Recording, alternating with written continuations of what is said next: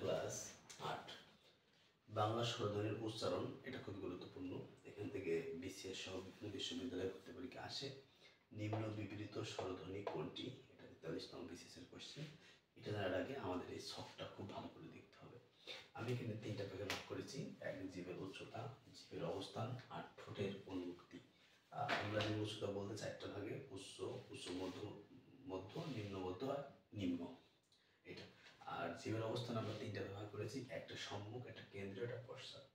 আর ঠোঁটের উন্মুক্তি এখানে 4টা: একটা সংবৃত্ত, অর্ধ সংবৃত্ত, একটা অর্ধ বিবৃত, একটা বিবৃত। তাহলে আমরা মনে রাখবো এই বিবৃত বলতে 3টা বর্ণ আছে। কটা? 3টা।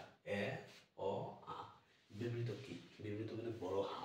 উচ্চারণের সময় আমার হাটা বড় হবে। আর অর্ধ তখন হচ্ছে অর্ধ হা হবে, এটাও বড়।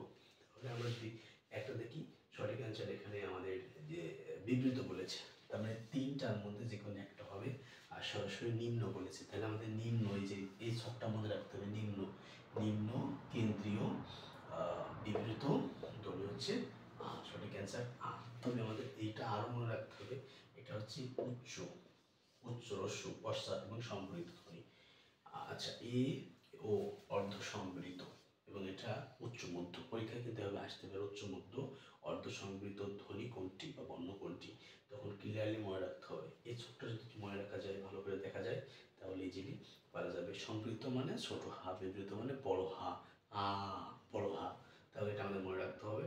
অ হচ্ছে অর্ধ বিবৃত। অনেক সময় এই পশ্চাৎ থাকবে না বা এখানে নিম্ন থাকবে না, সরাসরি বলবে যে নিম্নের কোনটি অর্ধ বিবৃত ধ্বনি বা বর্ণ, তখন কিন্তু এটা অ অথবা এ হবে। যদি প্রশ্ন আসতে পারে যে নিম্নের কোনটি সংবৃত ধ্বনি, তাহলে হয়তো রস্বই অথবা রস্য যে কোনো একটা থাকবে। আমাদের কিন্তু এভাবে মনে রাখতে হবে। তাহলে আমরা এই যে কোশ্চেনটা দেখছি, এবং ঢাকা বিশ্ববিদ্যালয়ে ভর্তি পরীক্ষার জন্য এটা খুব গুরুত্বপূর্ণ। তার এই ছকটা খুব ভালো করে মনে রাখার চেষ্টা করতে